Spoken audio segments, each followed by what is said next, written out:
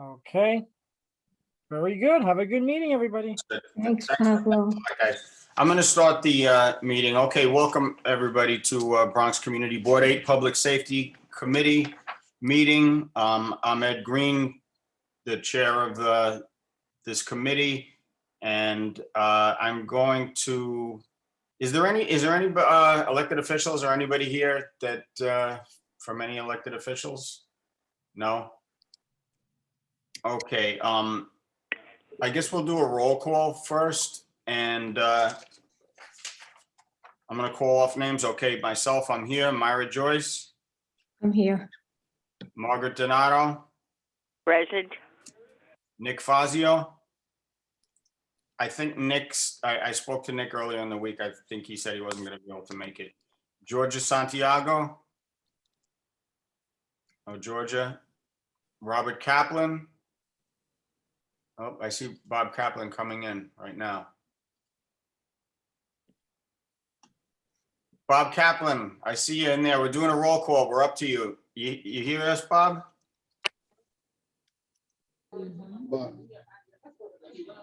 Bob Kaplan, you there? Hi, how you doing? Hey, we're doing a roll call. We just got, your name just popped up, so. How do you like that? Just on Bob time. Kaplan is here. Stephen Vasquez, Yeah, present. He's here. Ted Morris, Christopher Calhoun. Good evening, Ed. Hey, Chris. And I don't think he's here yet, but I wanted to welcome Sergio Villaverde, who just signed up for the Public Safety Committee today or yesterday, but Sergio is going to be a new member of our committee as well, and I don't see him yet, but welcome, Sergio, wherever you are. So, Oh, excuse me, Ed. Dio, Hi. hey, what's going on? Hi, Gio. I'm Welcome. back on the committee. Are you officially on the committee? Great. Yes. All right, so well, you ensure we have a quorum tonight. I wasn't sure. My math isn't too good, but I think Georgia just dialed in as well. thank you, David. So Diamaris Escanio here. Yes, here. Okay, great. And let me see, is Georgia on the call? Georgia Santiago? I think that is Georgia's number. She might be having trouble with her phone set. Okay, I believe she's the 718-562-8186. Yes. Yep. Okay, so with that, NYPD is here. Officer Sala, I don't know, are you gonna give the report tonight? That's what she's here for. That's what I'm here for. She's the Oh, boss. Officer Myers. Okay, all right, go for it. All right. NYPD report. Good evening, everybody. Once again, sorry for Captain Gervin not being able to attend, so I'm here in his place. So compared to last year and this year, we still have murders at 0%. Last year, we had 0. We're up for rape. We had 0. We're up at 3. They are all domestic violence known suspects, so we have them identified. Last year, it was 8 robberies. We're down by 6 this year. Felony assaults last year, 10. We're up by 18 this year. Burglaries last year was 6. This year's 13. Grand larcenies, 26 last year. This year, 47. And grand larceny auto, 3 last year and 16 this year. So the driving force in our crime is going to be the grand larcenies, which is the catalytic converters, the tires and the rims, and of course the checks or the telephone scams that people call and usually target the elderly, ask them for money and take money out of their account. That's basically the largest increase. Of course, the grand larceny autos, a lot of it occurs from people running into stores, leaving their car on. People are hopping in and taking their vehicles from them. So to combat that, we do have our public safety team out there. We changed them to kind of 7 to 4 in the morning. This is the time frame in which these crimes are occurring. They're out there. We have our NCO officers out there trying to combat the catalytic converters and the tire and rims. And we're making home visits to the elderly and people who are victims of the identity theft and grand larceny from mailing their checks or being scammed through the telephone. So that's pretty all much I got. it. Yeah. Okay, I mean, I got a bunch of stuff to bring up. Does anybody on the committee have any questions for the 50th precinct or anything they want to bring up with them? I see Bob Kaplan's hand is up. Bob. Yeah, well, a couple of things. One is, over the weekend, there was not a hate crime because it did not fill the requisite requirements for being a hate crime, but there was tagging using the N-word at Seton Park. What has happened since has obviously hate crimes did its investigation. How's that being viewed within the precinct? And I know that there's some community actions being planned, and how would you see the precinct getting involved in that sort of stuff? Because hate speech usually precedes hate act. And I'm speaking both as someone who's been involved with this for over a quarter of a century, and also commissioner of the New York City Commission on Human Rights. So I'd like to get an idea of what's being planned or looked at in the precinct around this issue of the tagging that happened over the weekend. So we are investigating it. It's an open investigation right now as a bias incident. As far as the tagging is concerned, you know, that is the report that was made was for that one particular spot that had that written on the, I believe it was a slide. So the plan moving forward is to investigate it and see if we can find anything out about it. But aside from that, we're also going to do a cleanup project in the next few weeks. We're going to organize that with our NCOs, our explorers, auxiliaries, and the graffiti coordinator. We're also going to notify the Parks Department in regards to the project itself. And we're basically going to try to clean up the area and you know, fix it as well as we can. And as far as the crime itself, obviously it's an open investigation, so there's really not much I could say about it other than that. And you know, it's being taken very seriously. Our commanding officer is aware of it, and obviously using all of the resources we have to you know, to move it along. So I will tell you that there are community groups, interfaith groups, and some other community groups that are looking to do some using this as a teachable moment, because the use of the N-word is simply unacceptable in the context of society. These hate, bias and hate actions are obviously happening all over the city, and they've happened in this community more than once recently. And I think it would be important for someone from the precinct to be in touch with. I know that Rabbi Joseph Robinson is one of your clergy liaisons, to be in touch with him and let him know what is being planned so that he can feed it back into the various community groups that I know he's going to be working with. And to see, and it has been my experience in other precincts. For instance, I've worked very closely with the 7-1 in Crown Heights. They've been deeply, deeply involved in some of the actions in the community to prevent the rise of hate in the community. So we'd love to be able to have the precinct as a partner in any of the various different initiatives that were happening. And as you're planning initiatives, I understand you're going to be doing a cleanup. Well, the stuff that needs to be cleaned up has been cleaned up already by local people in the community. The scrolling, the bias-related scrollings. However, if there's other opportunities to engage other parts of the community, it's only by engaging the community and community leaders can this sort of stuff hopefully be avoided from happening in the future.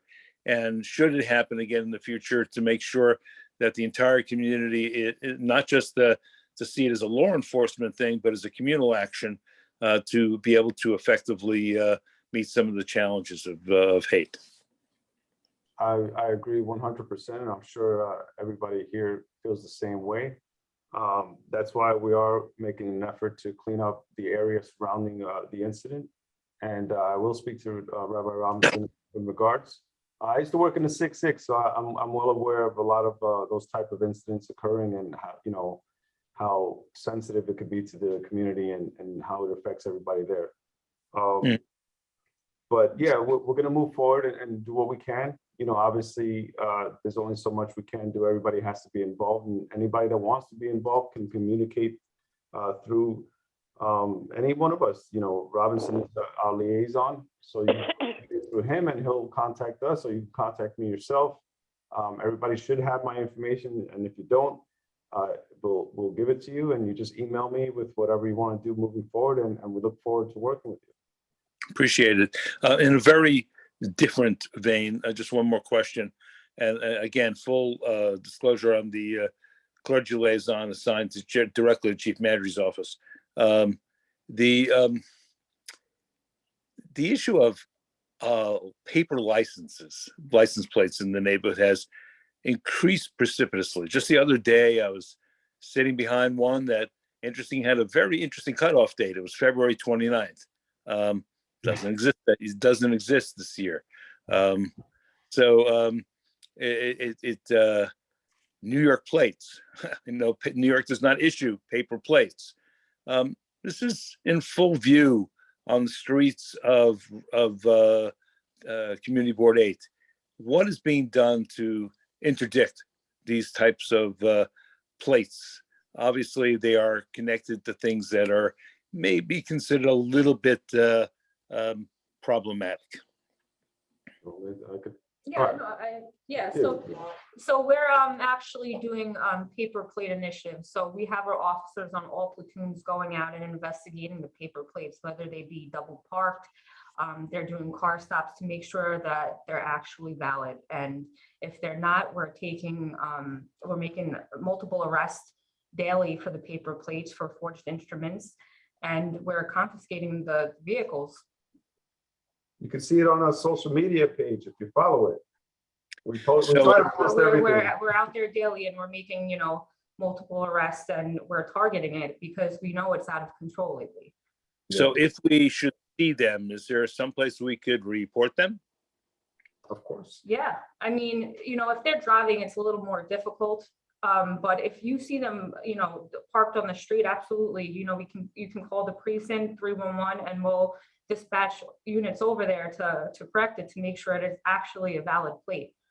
Okay, thank you so much. I appreciate it. All right, thank you, Bob, and thanks, Officer Sala.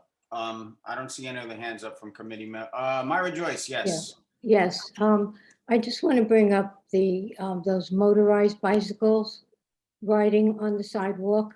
I was just walking on 231st Street today, and somebody was riding one of those bikes on the sidewalk. My instinct, which is very bad, is to jump in front of it, but I controlled myself. So I really wish that somebody would enforce this. I mean, it's literally all over the place. All right, so we'll make sure that our highway safety officers continue to do what they can with that. I know we've spoken about this before. Obviously, there's a limitation to how much we can do, and jumping in front of a bike is not one of those things. So we'll do what we can. A lot of times we do get them when they're stopped at a gas station, or if they happen to stop at a light and we're able to grab them at that point. I can't say that people are going to be jumping out of the police vehicles to grab one of them, but we are definitely aware of the situation, and we're doing what we can to try to address it. Okay. Thank you, Officer Sala. Okay, I have a couple of things. No other questions from committee members. All right, so one of the things that I wanted to address, which is 6048 Riverdale Avenue. I don't know if anybody is who's aware of this or who's not aware of it, but it's come to our attention that there's an unofficial club located at 6048 Riverdale Avenue. And what does that mean, an unofficial club? Could mean an illegal club. some of us went there today. Officer Sala was there, Officer, Captain Gervin, myself, Chair Spalter, and Kira Gannon, our district manager, and some of the other officers, Jamshir, and we had a lot of people up there and did a walkthrough of the place, met with the owner. And there's the concerns that we have there there's fire safety concerns. Upstairs, there's an upstairs venue and a downstairs basement with a recording studio. And that's what the business is. It's named as a recording studio, but the concerns are, well, there's the fire safety concerns. The recording studio has several space heaters, no visible smoke detectors, no exit signs, no capacity signage, and very steep steps going downstairs. As far as we know, there are no permits. The owner said that all the permits have been submitted, but to our knowledge, nothing has been submitted or processed. And the business has been in operation since December. So, our feeling is that there has been more than enough time to get these permits in order, but that's currently being looked into. And also there's, one of the things that brought this to our attention was there are quality of life concerns. So we're getting a lot of calls, calls from residents of the neighborhood, but the parishioners at St. Margaret's Parish have been voicing their concerns to the pastor there. So there's valet parking and illegal parking in the church lot, noise and hanging out and all kinds of potential for stuff. So that's what the issue is with that. So I don't know, Officer Salad, would you like to comment on anything further? Because it was anything done after that our meeting earlier to advance this? That whole block is opening up several businesses, right? So one of them is like the I still don't know what it is, but I guess it's being advertised as a smoke shop. And so you were there, we're trying to figure out what that block is going to be looking like, especially with all the new businesses. But one of the issues that was addressed that came up was, if they have the proper licensing. So obviously everything has to be in line with the city as far as like what kind of licenses they have. We did look into some of the things that they have and don't have. We're still waiting for all the paperwork to come in just so we could relay it to you guys, or hopefully they just send it directly to you guys. So the smoke shop seems to be more in line and organized than the studio. The studio seems to be something that they're winging at this point, because they didn't have a lot of the paperwork that you would think they would have in order. So I don't know if they just don't know what they're doing or if they're trying to hide something. At this point, it looks more like they weren't overly concerned about doing the right thing originally. But at least now they're aware of the fact that they will be checked up on by everybody, basically. So at the very least, they're being notified that they need to keep everything in line and straight, so that way everybody's satisfied with things staying safe for the community. So we're going to keep following up, and I'm sure you guys are going to do the same as well. And we're going to go day by day. Obviously, you give everybody the benefit of the doubt, and you hope that they're doing everything in a good and honest nature. So until we know more, it's one day at a time right now. Agreed. And we're going to follow up on some of these things also. My only question would be, as far as the permits, if the permits were not filed, what are potential deadlines? How long can somebody operate without having these permits in place? And that's something I'll have to do some, inquiring with the board about as well. So one thing one of our sergeants here told me about, because she used to investigate those type of situations, and she said, so let's say I have a place, right, and I rent it out to other people, which is what they're doing from what they told us today, right? So if they rent out the place to another entity, and that day they decide to make flyers, they're trying to address it to make sure that they're not putting up a flyer that's going to cause a problem or do something illegal. So we have to take them by their word. We don't know if that's true. Aside from that, they have the ability to rent it to somebody who can get a permit, from what I was told, for the day. So I can get a permit to have alcohol on the premise and even sell it, as far as I know, with that 1-day permit. I'm not sure if that goes through the community board. I'm not sure. I'm assuming it's an SLA thing.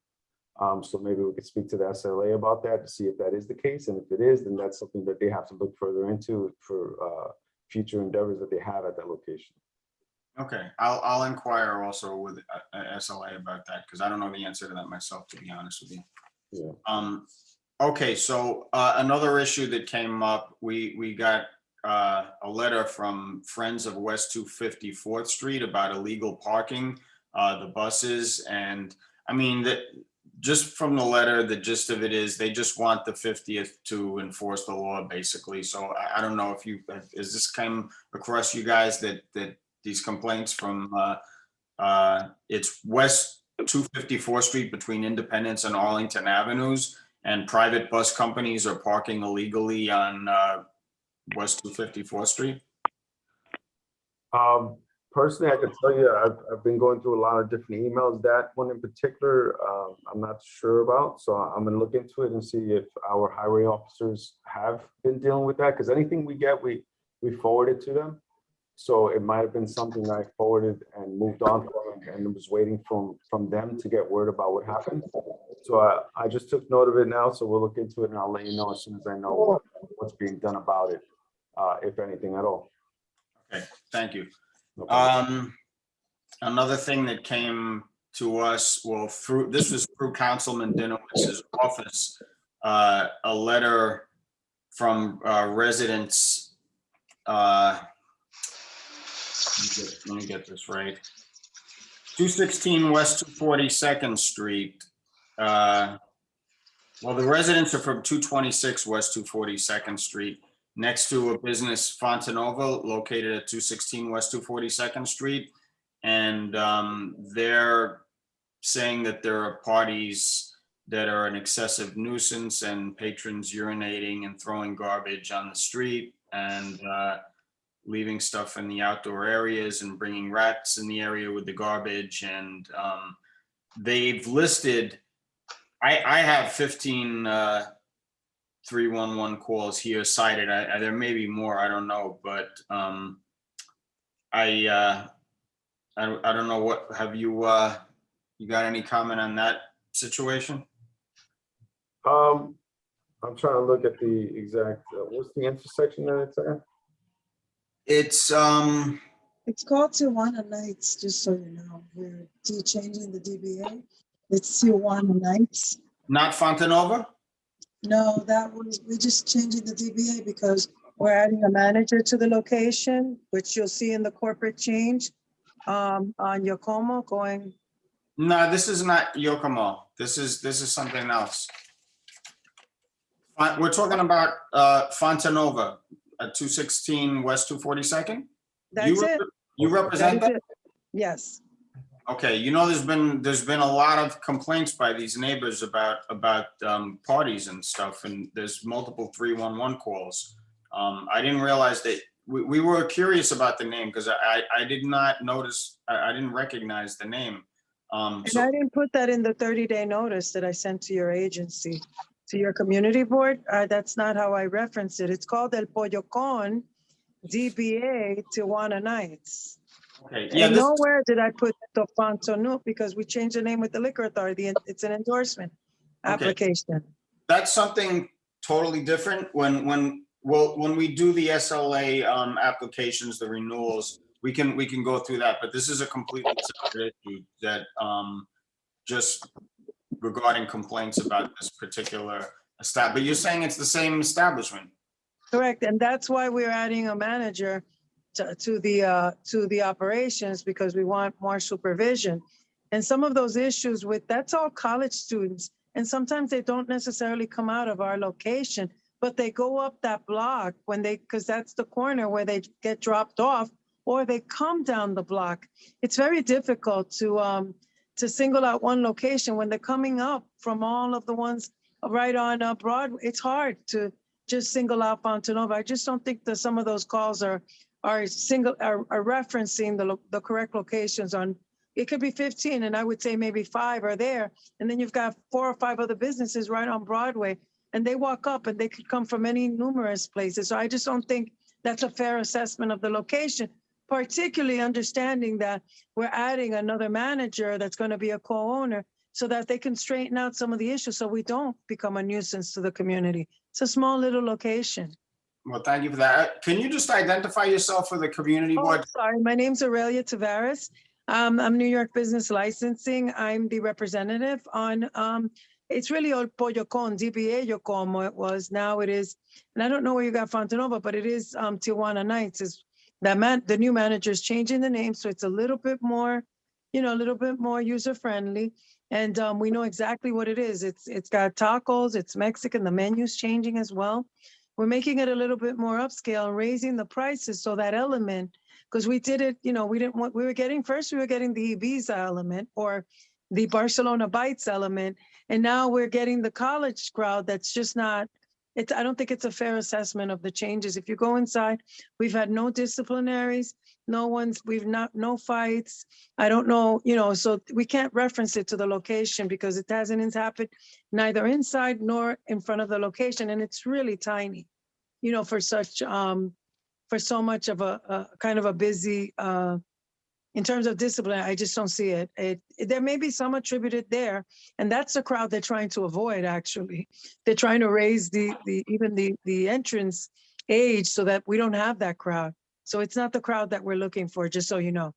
Okay, thank you. Thank you for letting us know that. So Officer Sala, have you, you got anything on this? The general area, I mean, she kind of covered some of it, it's been a problem in the past, as far as people hanging out, and it's a busy corridor area, right? So it's all right off of Broadway, so it's actually a busy place that it's kind of hard to make sure that it's always going to be quiet there, right? It's a busy intersection. People are hanging out. It's not all from the school. It's not all from the places. It's not all from one place. So you get a combination of crowds that are different groups, people all in one place, and you do have alcohol in the area. So, there's times where that creates a situation that, can't always be controlled. Obviously, all the establishments have to take responsibility for what goes on in their establishment. But once they exit their place, it's really up to the individuals to act accordingly. And obviously we're around, we're aware of it, and we're always going to be checking up on that spot because we know how it gets. And we have security pushing them up or pushing them down so that they get away from the residential and they go along their way. But we only have a perimeter that we can cover. We can't go like all up to the mountaintop, and we can't walk all of Broadway. But we do, in fact, are working to make sure that nobody's hanging out in front of the location or in front of the adjacent building right next door to it. We're not, we understand that those are issues that are happening and we're trying to work around them. We're going to have our NCOs swing by, and if you could maybe in the chat or somewhere, just leave me your information so we can contact you. And I would appreciate that. Thank you, officer. Of course. And my information is there. If you need it, I could, you can get it from the community board or just call me and I'll give you my email and all that stuff. If you want to take the number down. Sure. David Gilman, hand is up. It's in. Okay. Yes, Ed, if I remember correctly, the Deputy Inspector O'Toole had severe reservations about the predecessor at that location, and that similar to what you mentioned a few minutes ago about 6048 Riverdale Avenue, that Captain Menendez had severe reservations about a similar sort of subletting operation on Broadway and 261. I don't know how they're related, but I would think that it would raise the antenna of the 5-0 of Officer Sala and this committee on behalf of the community board. That we'd want to be very, very aware of the history and the potential at those two sites. 100%. That's a big reason why we were out there today. Can I have your number, officer? Because I'd love to make sure that That's we. gonna be enough. So real quick, 917 Uh-huh. 834 Mhm. 0161. Great. No, it's fine. Thank you. If you feel that's good. Myers, Captain Myers, Sergeant Myers. Yeah. Sergeant Myers. Okay. You want Thank my you. phone number? Yes, please. Okay, let me just, I'm gonna write it. Sorry, I gotta look at it. I could always just send you all the information you're asking for. It's 917-515-9451. Thank you. And your officer, Sergeant Myers. Sergeant, oh, you're Sergeant Myers. Okay. Okay, thank you, Mr. Veras. Thank Okay, so I don't see any hands up, any more questions for the 5-0. I did go out of order a little, so we want to approve the Public Safety Committee minutes for January. I assume everybody's gotten a copy of them. Does anybody have any questions about the January Public Safety Committee meeting minutes? I don't see any hands up. Do we have a motion to approve the minutes? Yes, I move we approve the minutes. Do we have a second? Second it. I second. Okay, so if there's anybody who disapproves or abstains, speak now or raise your hand.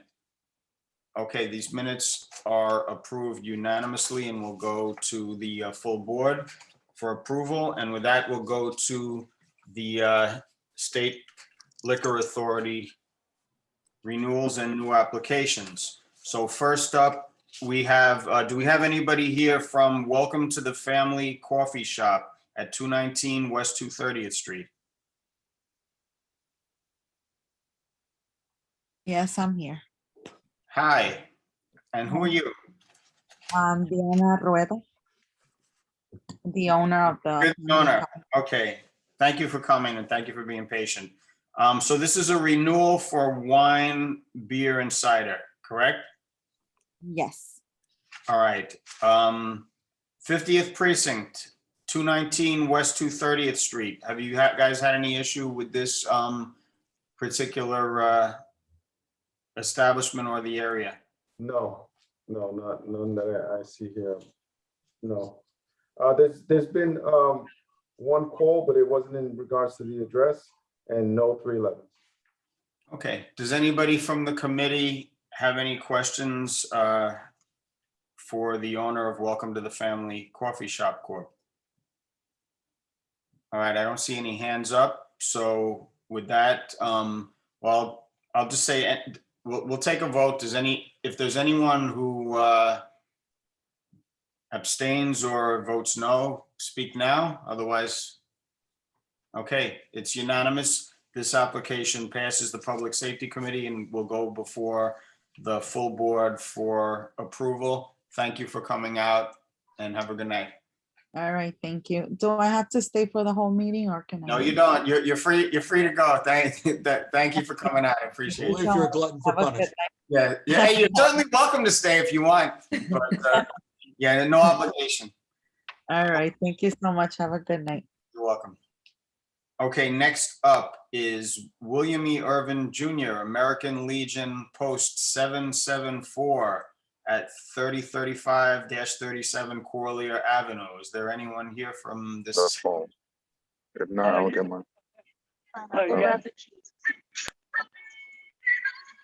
Anybody here from American Legion? Yes, Hey, who's speaking? Norman Rodriguez, I'm the ABC officer there. Norman, how are you? Good. Okay, so this is for a renewal for a full liquor license. 50th Precinct, any issues at that location? 3035-37 Corlier Avenue, American Legion. No, I don't have anything in front of me for that, no. So we have no problem, no. Okay, committee, any questions for the owner? No. I don't see any hands up. So with that, is there anybody who disapproves or wants to abstain on this vote? I don't see any hands or hear anybody, so this application. Ed, can I ask a real quick question? Who's that? It's David, I'm sorry. David, what's up? Mr. Rodriguez, I thought you guys sold the property. Yes, we did at the end of December, but we have a year's lease on it. Ah, okay. So you'll have events there in the interim. Well, good luck with it. Okay, thank you so much. Okay, so with that, the application passes unanimously, the Public Safety Committee, and will go before the full board for approval at our next board meeting. Thank you, Norman, for coming out, and have a good night. Okay, thank you so much. Thank you. Okay, next up, we have Riverdale Diner at 3657 Kingsbridge Avenue. Is there anybody here from Riverdale Diner? Yes, I'm here, Anna Caparonis. Hi, Anna, how are you? Hi, how are you? Thank you for waiting. Okay, so this is for a renewal for a full liquor license, correct? Uh-huh. Okay, 50th Precinct. Any issues at 3657 Kingsbridge Avenue, the Riverdale Diner? No, they need to get bison burgers. I like bison burgers. Wait, You like what? No, I'm kidding. No, they're good. No, they're fine. They're fine. We have no issues over there. He's asking for bison burgers. Yeah, I like bison. we took them all. Hey, what's the matter, Caesar? It's too long a walk for you? Yeah, it's a little too far away. No, there's no issues over there. Everything's fine. As far as we know, everything's fine over there. Thank you. Sounds great. So, 56 years. oh, wow. Oh, wow. Recording in progress. Okay, so is anybody from the committee have any questions for the owner of Riverdale Diner? Anna? No questions? Okay, so we'll vote on this. Is there anybody who is voting against this or abstaining?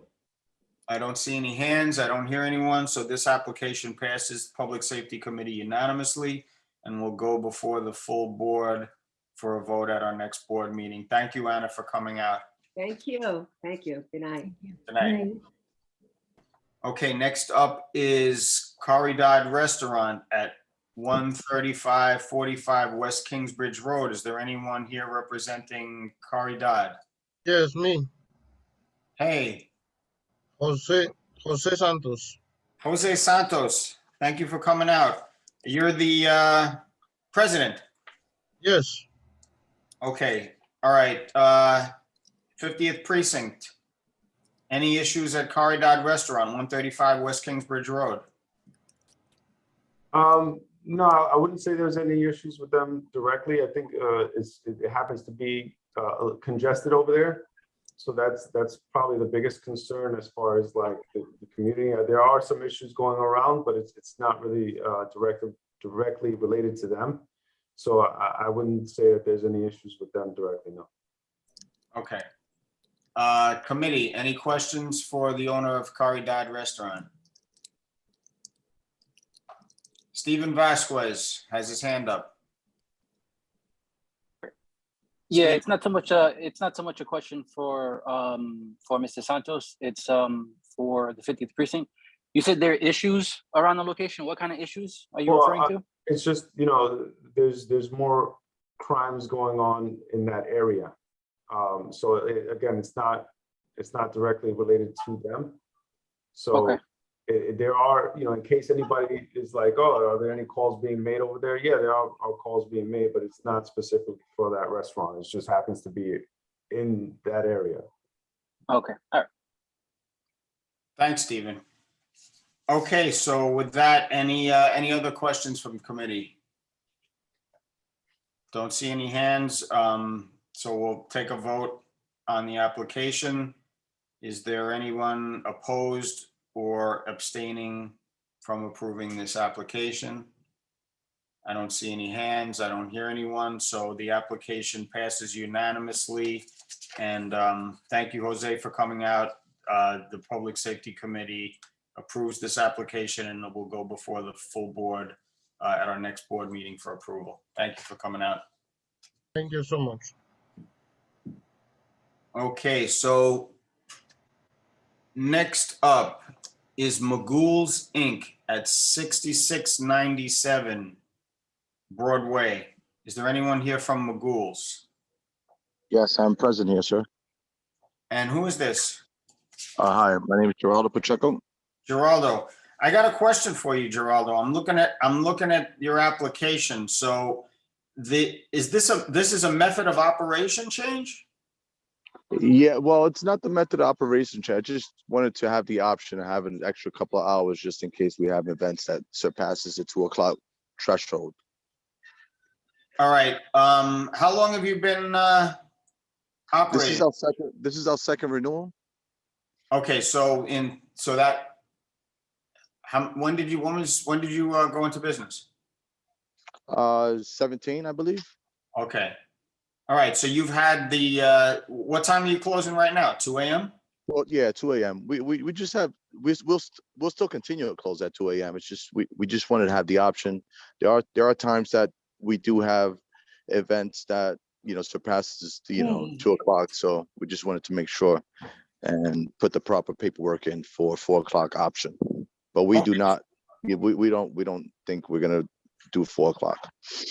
All right, so I'm just looking at the method of the application and the boxes checked with the, you have the security personnel, karaoke, recorded music, disc jockey, jukebox. All these things were the same previously. The only difference you're saying is having the option of closing at a later hour if needed.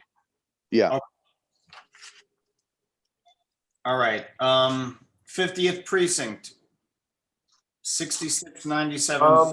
What's been going on there? I know we had a kind of a conversation about these later hours earlier. Yeah, I mean, it's the same type of stuff as in any place that's busy and you have multiple restaurants and bars and stuff like that in the area. It's going to be a busy area and things are going to be happening. There was a robbery last summer or in July, that happened directly in front. And I have had to break some stuff up myself there in the years past. At late night hours, so people are coming out and after a few drinks, things happen that are not exactly good for the community. But I can't say that it's always been from that location or from any particular location, because more often than not, we show up during the aftermath or after things spill out into the street. So I can't attach anything that I've experienced or anything that was reported to that place in particular. For us, we like to stay on the side of caution, but yeah, no, I wouldn't say that it's a problematic place. Okay. But we are aware of that, of things that are occurring on Broadway. Right. So, I mean, this is for Geraldo, really, that,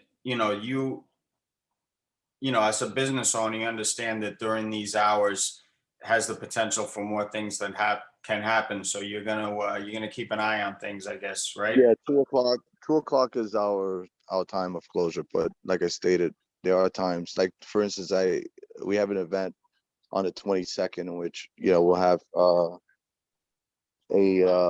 sort of like a giveaway, and we're giving awards to certain people that done things in the Bronx, and it's going to be till 2. But what if it stays a little further up? Just want to have the option, but not obviously not this time. But I just want to have the option to have it, sir.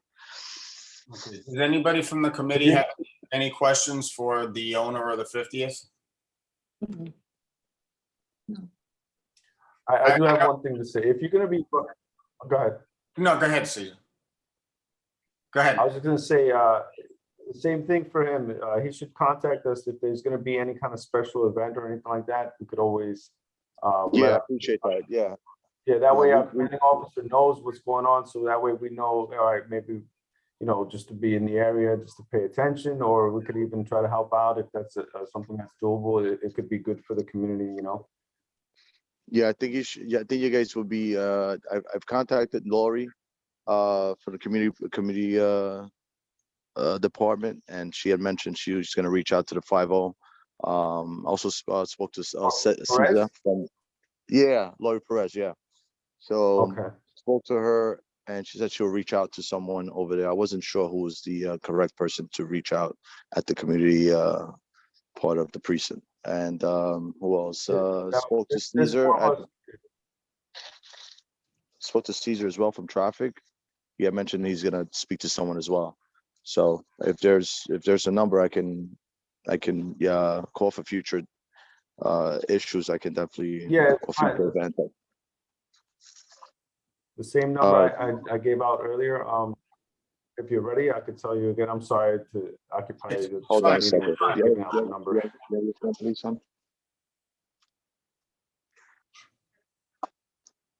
Okay. 917.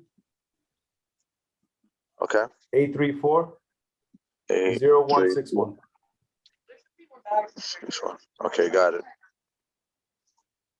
All right, that's my direct number. Thank you, Okay, Caesar. good.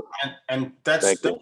that's totally cool, because I mean, that's, as far as I'm concerned, that's what we're here for, is to try to work out good relations between our businesses and, you know, our law enforcement, so that we don't have any issues with these things. Because I know that has been a concern with the 50th, is some of the businesses staying open a little later. And you know, I don't feel that it's, you know, within the purview of this committee to stand in the way of a business potentially, you know, making a living. So unless there's issues that you can point at from one particular place that's problematic, then I don't see any issue with extending the hours at this time. I see David Gelman, your hand is up.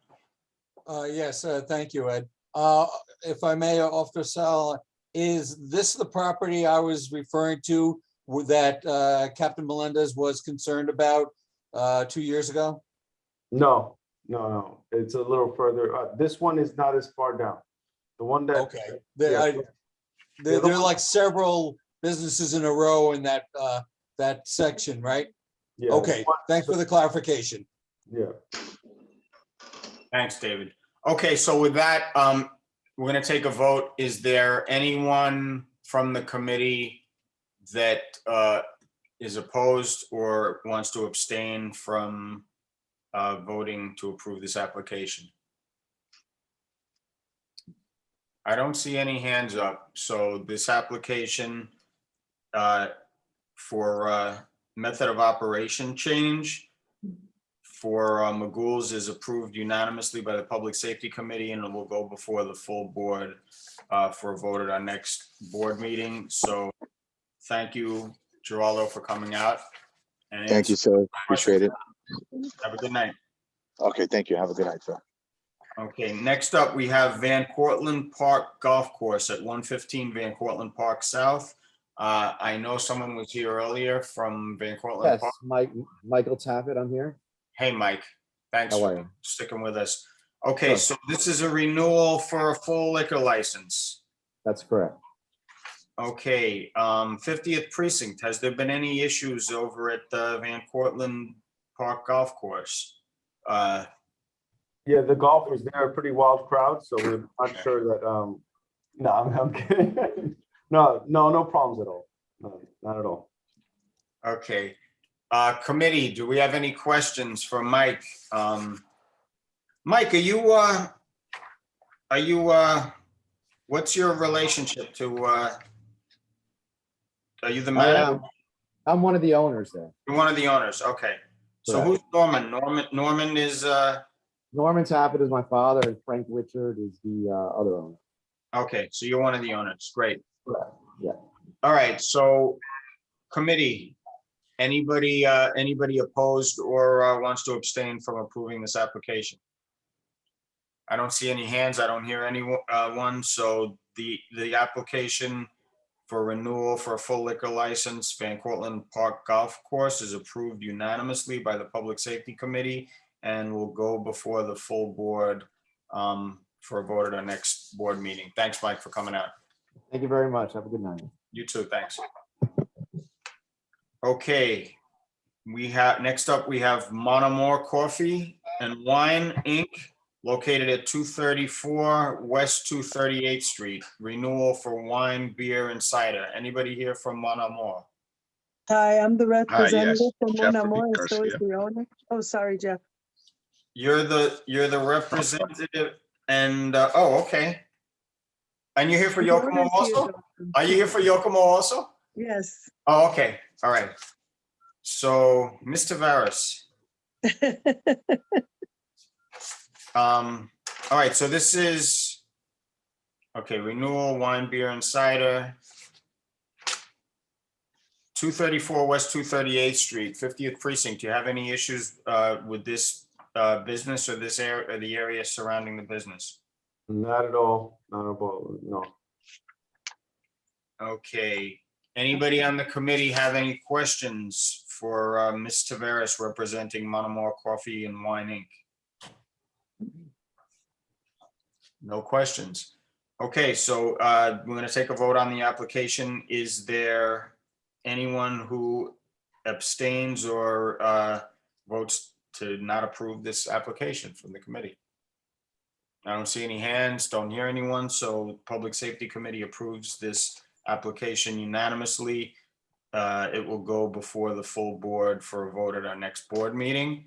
And stay right there, Mr. Tavares, because you're next, I think. Let's see. Oh, You next? I got one. I got one before you. Hold on, because you're a new application. All right, so Savour Coffee and More. Is there anyone here from Savour Coffee and More at 3725 Riverdale Avenue?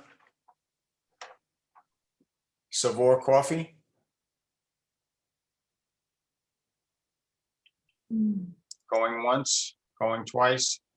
Savour Coffee and More Inc. at 3725 Riverdale Avenue.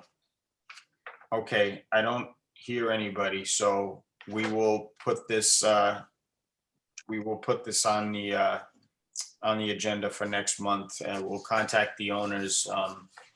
And a little bit later on in this meeting, we're gonna also discuss SLA policy, because something went down this week that definitely needs to be discussed. But for now, we'll put this aside. So last but not least, Yokomo, this is a corporate change, Yokomo at 216 West 242nd Street. I know Ms. Tavares is here from them, and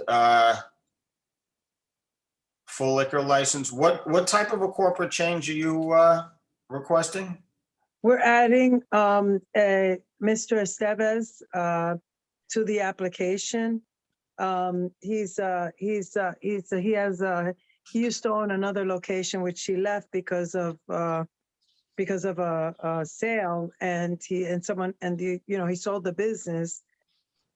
He didn't like what was happening in the area, so he came and he's really a good operator. Actually, he's ATEP certified and trained. I call him Arturo, but it's Fernando Estevez, and he's really a good operator, and I think you're going to see some good changes there. And he's catering to an adult crowd rather than the college crowd. That was what I was mentioning earlier. He used to do security at restaurants and bars in Manhattan, so he's familiar with the rules and regulations for nightlife establishments. He wants to do a nice, brunch and just make the location very cute. And as you know, restaurants are struggling right now.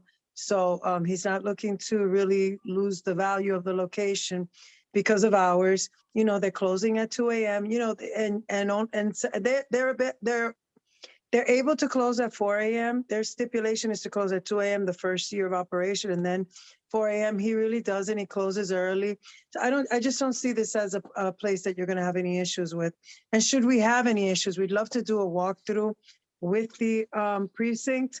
We'd like to introduce you to him, and we'd like to kind of see if we can avoid, and maybe they have some suggestions. I think he's used some of the ideas that we've worked on together, like moving people out of the location, hurrying them along to go home. If he sees not letting in, that college crowd that he sees rowdy and troublesome. I don't know. I think that, that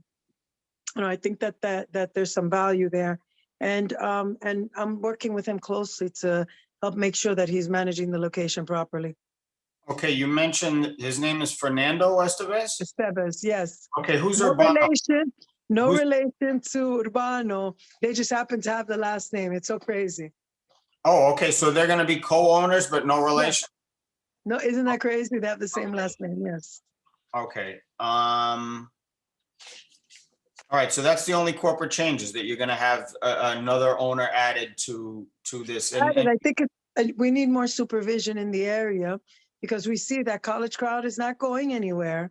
And we don't want to have issues on the location. So an additional eye is very important to this. You mentioned, did I hallucinate this, or did you mention that he owned clubs previously? He owned another location called Aqua, but Aqua turned out to be a little rowdier than he wanted. I was on the other side, it's on Washington Avenue. He didn't really want to be a part of that type of environment. He because it's not a night discotheque, and he doesn't, if you meet, he's very, he's just a good operator. He didn't want to be part of any of that. So he sold the business and came in here, a little bit quieter location, and I think he's very happy, so. And how long has Yokomo been operating now? Wow, we've been there a while, guys. We've been there now, pre-pandemic, I would say 5 years. Okay, no promoters, right? What's that? No issues, no disciplinary. No promoters? Okay. Is there anybody from the committee that has any questions for Ms. Tavares about Yokomo? I'm sorry? 50th precinct, any concerns No, about no, Yokomo, no. 216 West 242nd? No, not at all. No. I mean, obviously this is the area stuff, but not particularly, no. Okay. All right, Ms. Tavares.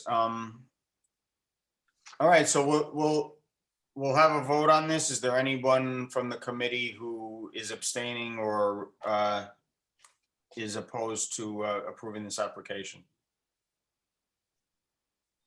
I don't see any hands, so this application is approved unanimously and will go before the full board at our next board meeting.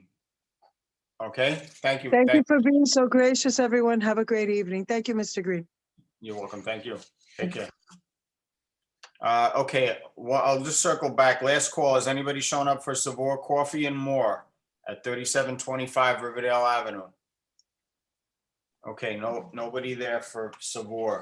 Okay, so next up on the agenda is old business. Well, we had a discussion last month about bail reform laws, where we began a discussion. And I mean, this is a pretty complex issue as far as I'm concerned. And recently, Mayor Eric Adams and other legislators have basically calling for this to be relooked at again. And some statistics have come out and then they've been changed because they were put out incorrectly. And I'm just gonna, there's so much here to unpack and I don't want to get too long-winded on it, but I just want to just briefly just try to go over a little bit of some of the things I've read. Ed Savoy just popped in. Savoy popped in? Okay, we'll circle back and take Savoy then really quick before we get into the bail reform issue.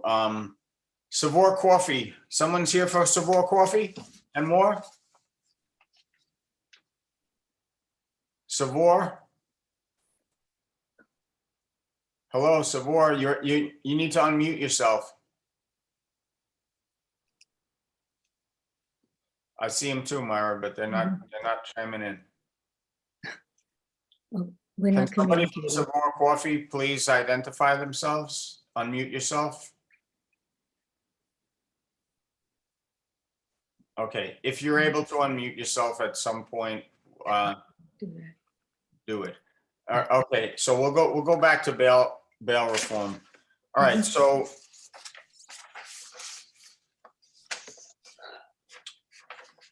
what I was saying, okay, bail reform. One of the issues is, okay, statistics came out and then they were modified because apparently they were, they weren't broken down properly. And then the second set of numbers came out And, some of the things that popped out at me were after the second set of numbers, the overall numbers show that 19.5% of all defendants were arrested again before their cases were closed. And among those in this is the number that jumps out at me the most. Among those in supervised release, 41.3% were rearrested before their cases were resolved, and another 9% after their first cases were closed. So, the data also indicated that 23% of New York City defendants freed under supervised release were rearrested on felony charges while their cases were still pending. Now, I've seen there's a lot of interpretation of this data, both, pro and against. And I saw Stephen Vasquez, your hand was up earlier. Did you want to say something about this? Because I know you had you emailed me earlier about It was mainly just to tell you that Savoy Coffee and More was up. But I mean, it, just like you said earlier, it's definitely a very complex and sensitive issue. I think, it's to correct something like this, it's definitely, everybody looks to law enforcement, but I think it's a much more larger issue than law enforcement.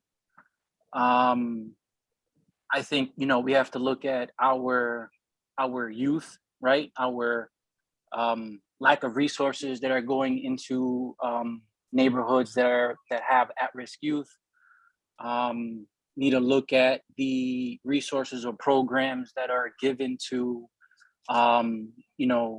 recently incarcerated people who are released into the community. What type of programs are they receiving? What type of rehabilitation programs are they receiving while they're incarcerated? These are all things that have to be looked into. The Department of Education, what kind of quality education our, children in these neighborhoods are receiving. So it's a much larger issue than law enforcement. I think everybody just tends to sort of like point the finger at, the NYPD, being in New York City. But I had emailed you the blueprint for the gun control, and just like Mayor Adams says, it's a collective issue, right? Where every stakeholder in the state of New York and in New York City just pretty much needs to get involved and try to, address this issue as equitable as possible. Right. I actually enjoyed reading that report. It was very informative, and that's something I'm going to send out to the committee. I would have liked to have done it for this meeting, but I'm going to send that report out to the committee just so they can take a look at it for possibly next month, or we have to decide what we want to do in terms of bringing the Bronx DA in, or do we even want to do it at this point? It's one of the things you mentioned in your email that I feel strongly about too is that the bail reform bill, it fails to include the dangerous standard as you mentioned in your email, and that standard allows judge to implement bail based on the perceived danger of the defendant. So that I think is a good place to start fixing any flaws in these reform policies if they exist. Why not let judges determine who's dangerous? Isn't that one of the main things that a judge is supposed to do? So the word judge implies judgment. So it seems like they've taken that away from the judges, and that seems to be contributing to this. But Bob Kaplan, you have your hand up? Sure. I likewise shared a report from you with you from New Yorkers United for Justice. If you're going to share one, you probably should share the other.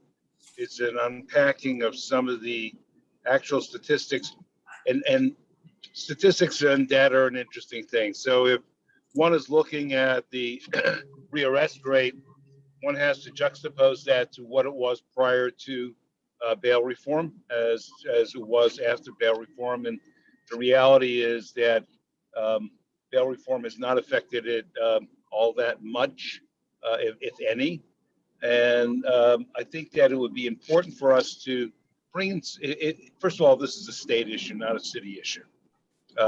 It's going to be decided in the legislature in the state. The majority leader, Stuart Cousins, I was part of an interview with her the other day. She has brought up some very important points supporting the work that and the legislation that was passed by both the Senate and the Assembly in the past. And one of the most, I think, compelling arguments is that there has been a rise in crime nationally. And everyone is pointing to bail reform as being, in New York State, as being sort of part of this national rise in crime. It just isn't so.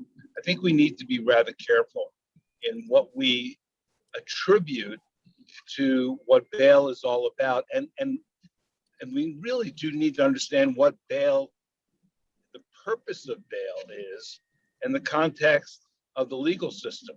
Bail is not to incarcerate someone. Bail is to ensure that someone comes back to trial. And that is the purpose of bail. And then there's the issue of anything with violence or a felony with violence was not included in this, and the issue of misdemeanors. And I think people do not understand the terminology, that the legal jurisprudence terminology that needs to be fully understood and unpacked. So I would suggest if we do go down this road, that we bring in some experts to really unpack for us fully what this is all about, what is the language, what are the arguments both pro and con, and then we can then form a more educated decision upon how we come down on it, all fully understanding that this is not in the purview of the city and will not be happening in the city council or through the mayor for that instance. What Stuart Cousins was talking about, that the mayor did come up to Albany and spoke to both the speaker and the majority leader, and they were both very satisfied with the conversations that they had. However, neither the speaker nor the majority leader have been moved in their notion that they will probably not change any aspect or any major aspect of bail reform. Yeah, I'm actually very aware that Hasty and Andrea Stewart Cousins are pro bail reform, and the mayor seemingly isn't at this point. It's I mean, there's some people on one side and some people on another, and it's like you said. I think we need to take a look at all the facts and see, you know. I'm just going to read. Well, I do want to correct something. It's not that the mayor, by the way, has helped to edit some of the remarks the mayor came out with his gun, his blueprint for gun safety. Is that it's not that the mayor is not for bail reform. He is questioning whether there should be a look at bail reform and some adjustment in some of the issues with bail reform. But bail reform itself, the mayor has been and will continue to be in favor of. Well, I can read you something directly from the mayor that he put out as basically a press release in the New York State website on bail reform very recently, and he states, quote, "We must approach pretrial detention through the lens of public safety, something that is not done now. The Adams administration will propose a common sense targeted set of reforms to strengthen our bail laws, to change the law as soon as possible." And two of the things he stresses is allowing judges to take dangerousness into account. And the second is demanding accountability and transparency from our system. So this was a recent release press. No, certainly the mayor has taken those positions about bail reform. Correct. But it's on the general issue of bail reform, and those are the adjustments that he's suggesting. But in regards to bail reform overall, he has been and continues to be in favor of most of the legislation. And on these particular points that he puts in this particular press release and other places, these are the adjustments that he is looking for the state legislature to take a look at and reassess. And I would agree with that. I don't think this is an issue. I don't think this is a black and white issue. There's definitely shades of gray here, and there's myself, my own personal opinion about it is there are certain parts of bail reform that work and certain parts that don't work. And I kind of go along with what Mayor Adams is proposing here, is allowing judges to take dangerousness into account would be one thing. Because, I think the initial issue that came out with the bail reform is the elimination of cash bail for most misdemeanors and felonies. It's too broad of a brush. For instance, there may be a misdemeanor or a felony that you would, in and of itself, you'd not want to set a high bail for. But then if you look at somebody's criminal record and you see they have 72 arrests, we were just speaking about an individual in this neighborhood who somehow has managed to have 178 arrests. So, okay, he commits a misdemeanor and there's no bail for him to let out for him, and he gets out and he goes on and burglarizes another apartment because it doesn't fall under the same category as it previously did in the law. So now, when you remove a judge's ability to take dangerousness into account, you have a guy with 178 arrests running around in a neighborhood committing burglaries. So there are definitely gray areas to this, and I'm not suggesting that complete, bail reform be completely revoked. Like the mayor says, I think certain aspects of it need to be revisited because things have gone tragically wrong when stuff like that can happen. So again, I agree with you. I think that we should bring in some experts to unpack it for us.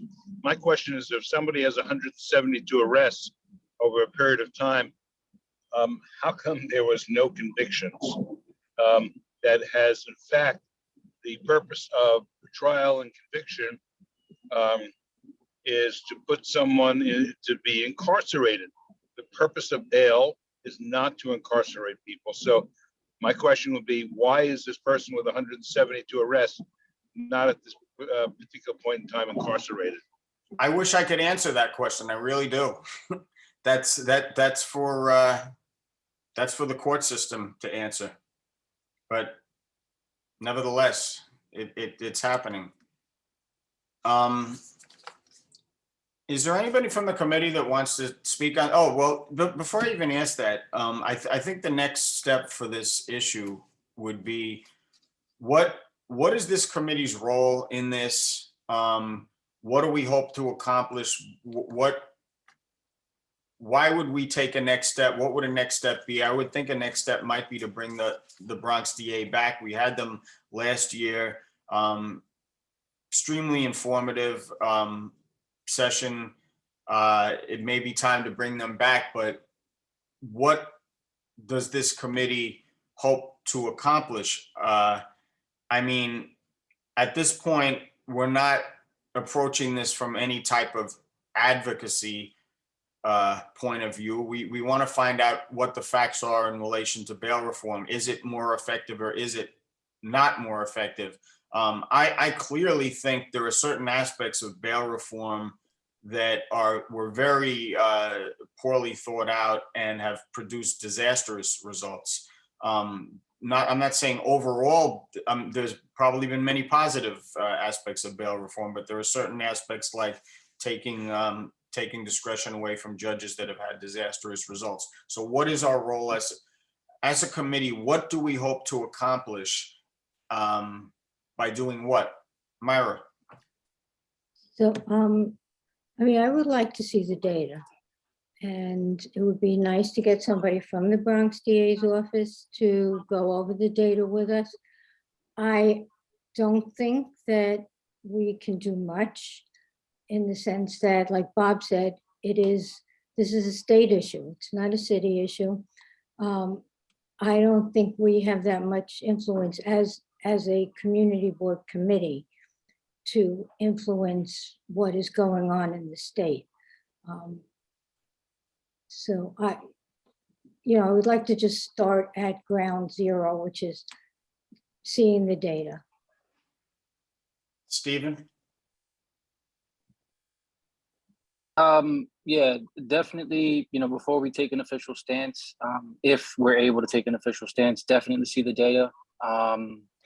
I think even maybe have representatives from Congressman Richie Torres, Assemblyman Dinowitz, State Senator Biaggi, even maybe, see what their stances are, their opinions, and yeah, take it from there, I guess.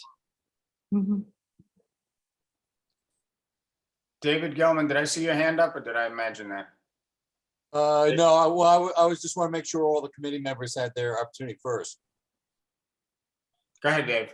Okay, as a board member, I think that it would be appropriate for your committee to do as you suggested, get input from the DA's office and maybe some of our electeds, and then forward a resolution to the board in support, in opposition, in qualification or adjustment or whatever. But I think it's well within your purview to make such a suggestion to the board that your committee believes that the community board 8 should resolve to do such and such regarding bail reform. Okay. Bob, is your hand up from before or did you want to say something? No. My hand's up and I'm driving, so putting it down would not be safe. Okay, all right. All right, the only thing I just wanted to add to that also is I heard a couple of comments stating that we. This is from Saber. I'm sorry. Now I just picked it now. I All unmuted right, myself. so Vor, hold on a minute, okay? We're gonna get to you in 1 second, okay? I'm sorry. That's okay.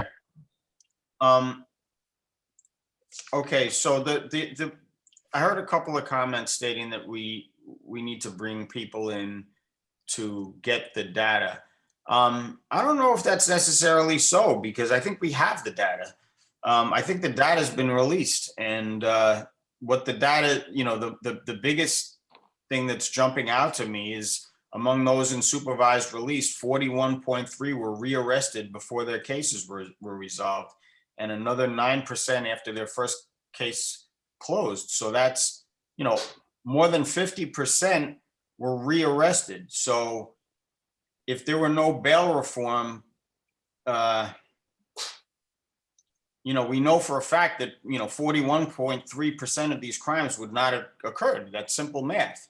So I don't understand really what data we need to hear. I think it's more of a question of what are the pros and the cons. We kind of know what the results are based on some of the data that's come out already. And I don't know. Any other comments on this? What do you guys want to do? Do you want to bring in the Bronx DA again? Do we feel we can accomplish anything by doing this, or? Yeah, I think so. And I mean, if the data is that damning, then we should, present it to Jeff Dinowitz and Alessandra Biaggi and Richie Torres and see how they can justify it relative to their positions on it. Yeah, I agree. The only other thing that to me what makes this very tricky is all of these statistics.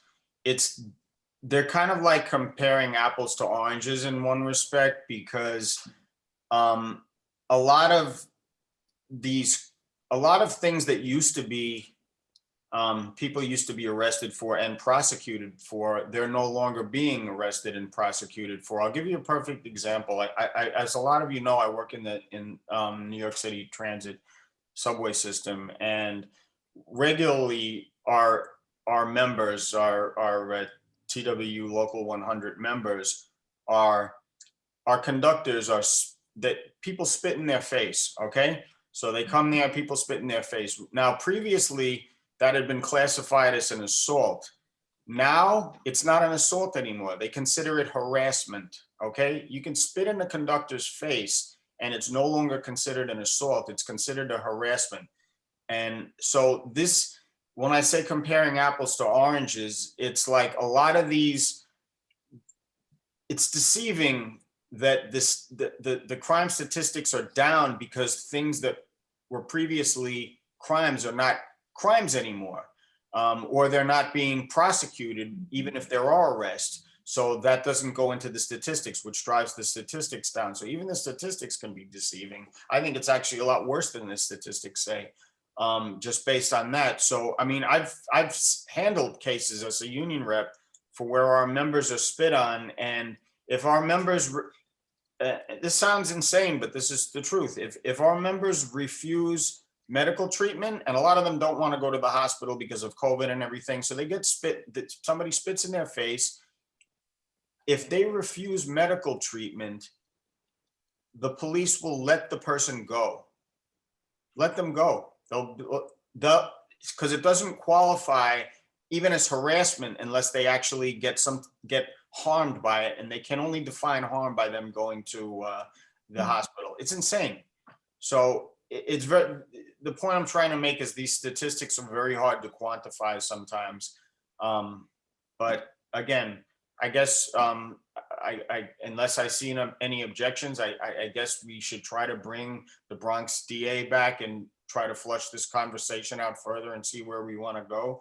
And I would ask the committee, please, if anybody comes up with any brainstorm on how the best way to approach this moving forward, and what we want to do as a committee, please speak up, because one of the statistics came out recently. They're alarming. The reason it really rang a bell with me is because I see the new mayor of our city coming out strongly against, as Bob said, not necessarily bail reform, but certain aspects of bail reform.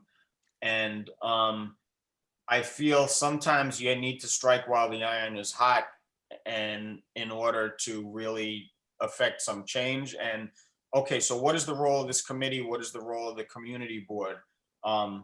I've heard it mentioned before that it's not any type of advocacy, it's to have a discussion, but I don't necessarily agree with that, because to me, the role of the public safety committee is public safety. And we want our area to be safe, and we need to make some type of decision about what we want to do to try to contribute to making our area safe if we have an opportunity to do so. So I would suggest to everybody, please just brainstorm this area. Maybe you can email me or whatever, but I think at this point, we're going to have to try to bring the Bronx DA in to further the conversation until anybody has any better ideas. Sound good? All right. I'm going to move on to the next topic unless anybody has anything to say on this.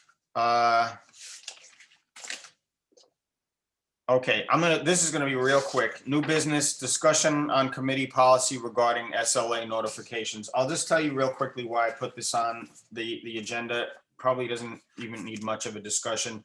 We had an issue last meeting where we had six SLA applicants who 5 of them didn't show up. So, I initially thought that this was just the businesses, maybe it was a COVID issue where they're just, tired of showing up and they're taking the process lightly, but it wasn't the case. We had experienced some administrative errors in terms of contacting these businesses. The board has had some administrative errors as far as contacting the board, contacting the businesses to come to the meeting. So I had been in discussion with our district manager and our board chair during the week about this. Apparently the problem has been corrected, and moving forward, there's a new process that we're going to do going forward with this. Any SLA application or renewals that comes into the office, it needs acknowledgement and email to the businesses letting them know we've received their application, and an invite to the next public safety meeting, confirm receipt, and the business name needs to be in the subject, and myself and Kiera, our district manager, need to be CC'd on this. That's one. The Public Safety Committee receives notification of the application copy when it comes in, and that's basically it. It was a board mistake that allowed some of these. So none of it's on the business. I was going to propose that we have letters written or sent out to the businesses and to SLA if they miss 2 meetings. And the policy is going to kind of remain the same. That, you know, if a business misses two meetings, we're not going to keep putting them on the agenda. We're just going to inform SLA that they didn't show up, and then that's that. But that's it. I don't know if anybody has any comments on that, but that's the story. Oh, I'm sorry, I forgot about Savor. Savor, are you still there? Savor Coffee and More? Yes. I'm Yes, sorry, good evening. I forgot Yeah. about you. All right, so this is a new application. I was a little confused about your application. Is this a new application? No, this is the temporary, this is the temporary one because the permanent one is taking too long. So when they released this temporary permits, I told my broker, I said, can you please just try, you know, to apply for a temporary one? And then, yes, we got approved for that. They send us the temporary one for 90 days. Okay. We received it last week. Okay, so you went for the temporary because the full one was taking too long. And do you plan on applying for one within the 90-day period? Yes. Okay. All right, and this is for wine, beer, and cider. Yes. I think we lost the 50th. Oh, we do. 50th precinct. You still there? Yes, sir. Thank you for sticking with us. 3725 Riverdale Avenue. Any issues with that location? I did have it. Hold on 1 second. I'm sorry. So yeah, no, there's no issues other than parking. And again, it's one of those things that we're dealing with as far as you know, any commercial area, right? So yeah, no, that we have no direct issue with them. What do you mean parking? What's the issue with the parking? All right, so let me make sure I'm looking at the right place. This is 3725 Riverdale Avenue? Correct. All right, so we've gotten multiple 311 calls for illegal parking in the area. There's been summonses issued directly in front of the location. So obviously, I'm not saying that it has to do with that location in particular. It just happened there. Okay. All right. Does anyone from the committee? Oh, who is this?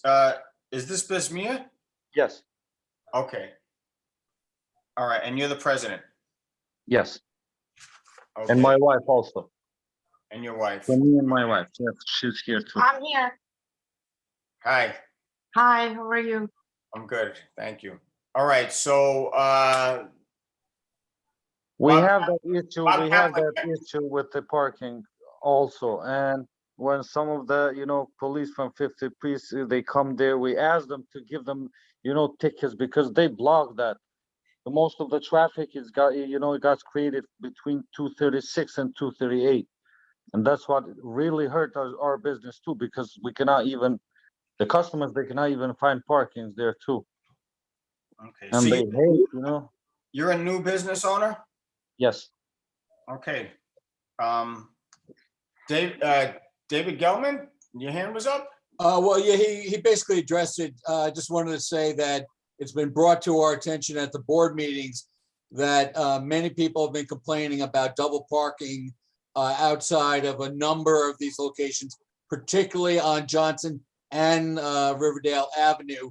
So as you noted, please be aware of that. Please try to get your customers to move along so it doesn't have an impact on other businesses and residents trying to drive through. That's all. Okay. Besmir, what time do you guys close? Well, right now we close at 9 p.m. Oh, okay. Because So we just had. we don't yeah, have we to just worry about had- you up till 4 in the morning, right? No.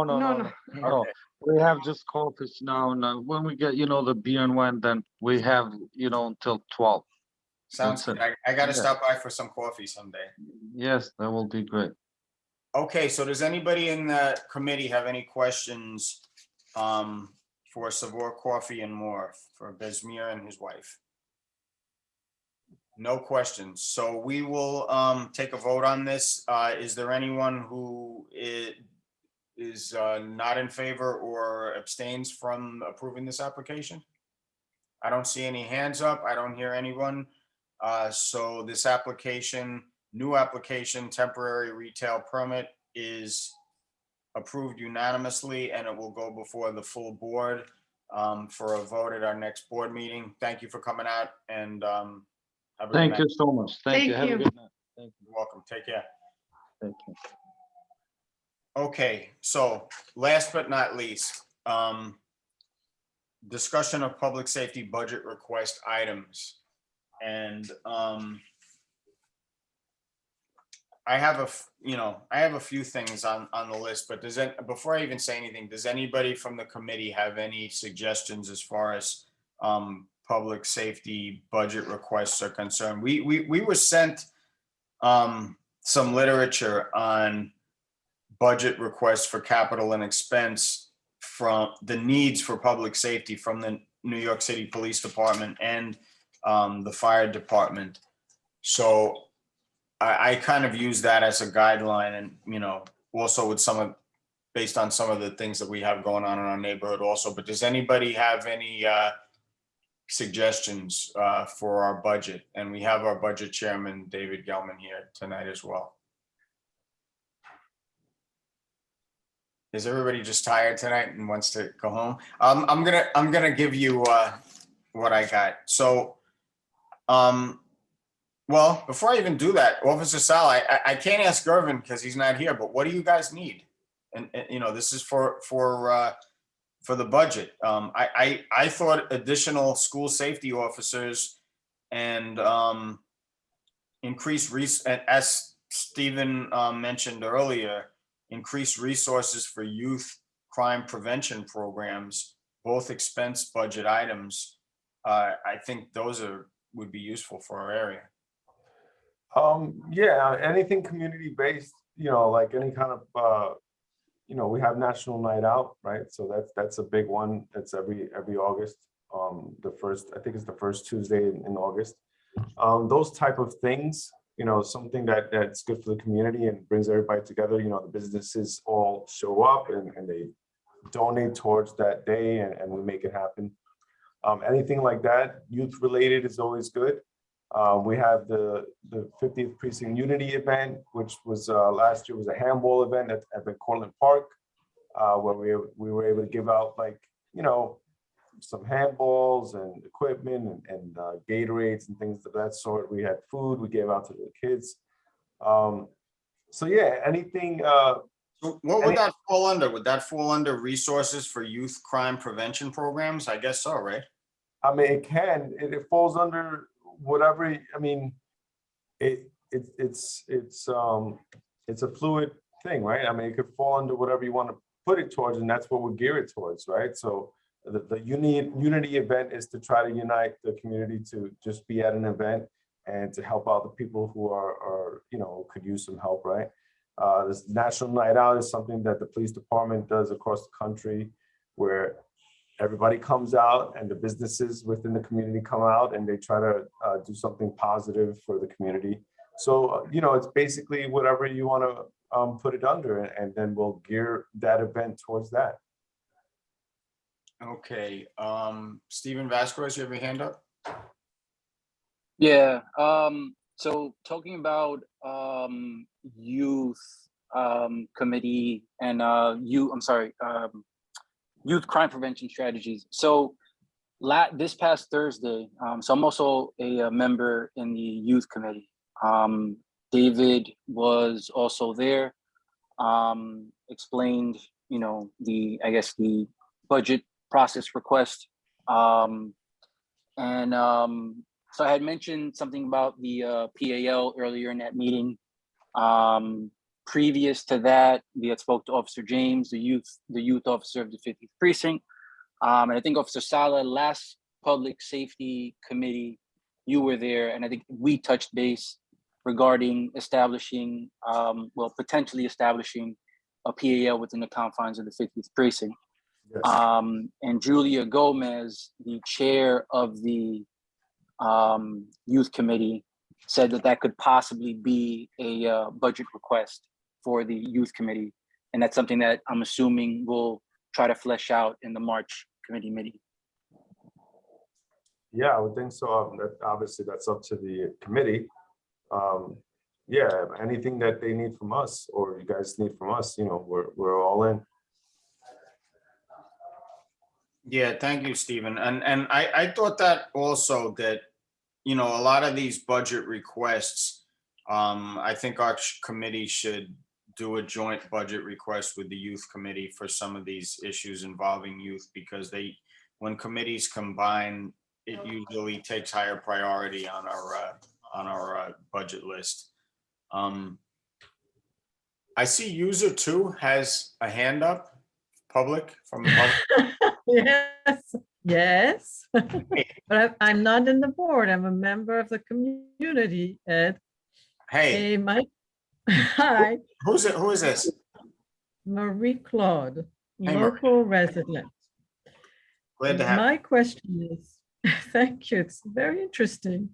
My question is, are foot patrols a thing of the past? Are officers too uncomfortable to just walk around in the area? It's been years since I've seen this. Usually people police patrol in their cars.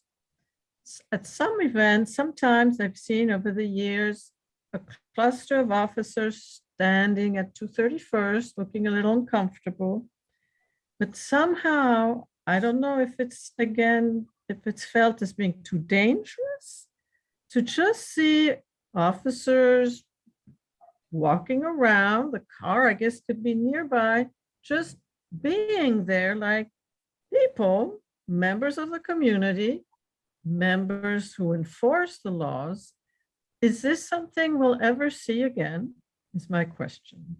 Hey, Marie, normally we ask questions like this during the police report. I'll allow it because the meeting is running down, but we're specifically doing budget request items. But if Officer Sala wants to answer that, but normally if you want ask questions regarding policies of police, do it during the police report, okay? But Officer Sala? This was a budget, like more police officers, but there would be walking patrols. Oh, budget. Okay, so you're doing it as a budget question to add. Fair enough, you got me. Okay. There would be a foot patrol. Okay. Thank you. Thank you. Is that something you want me to answer? Sure. If you got an answer for it. I mean, there's no straight answer for that other than policy is dictated by a lot of different things, and that's way above my head. But we do things on foot. It's just not in the same fashion that it used to be, right? So obviously there were less people living in the city. When you go, the further back you go, the less people there were. So the communities were smaller. So one officer could have a higher impact on that community because there were less people. So the more and more people we get over time, policing changes with that. So we're always changing. And right now we have the neighborhood coordination officers who basically have replaced those officers that were on the corner getting to know everybody. Those are the ones that you should know as your neighborhood coordination officers. It's their task to know what's going on every block and for people to know who they are. So depending on where you are and where you live, you have officers who are in the area, sometimes on foot, sometimes in a car. Obviously, in a car, you cover more ground and you can get to, several locations a lot faster than if you were on foot. And they don't stay in one place because they cover more area than they used to. If that clarified any of it. Thank you. No problem. Okay. Thank you. All right, I'm just gonna put one last thing out there. We mentioned a couple of things for budget involving safety officers and youth. I'm gonna also wait and have Captain Gervin weigh in on this in terms of what would be useful to the 50th precinct. But I would encourage everybody from our committee to email me any ideas they might have about budget request items, and using the Public Safety and Emergency Services guide they sent out.